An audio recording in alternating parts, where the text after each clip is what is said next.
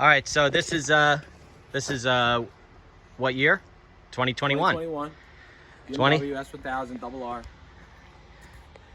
Wow. Just got it. What's the exhaust on it? Full titanium Akropovic evolution system.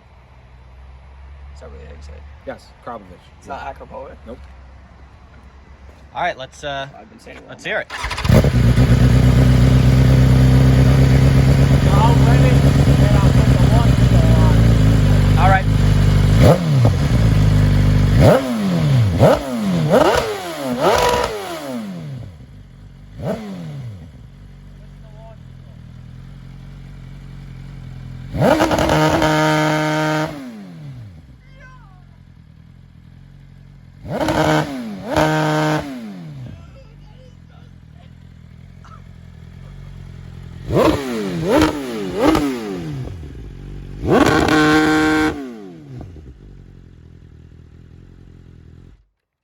Wow.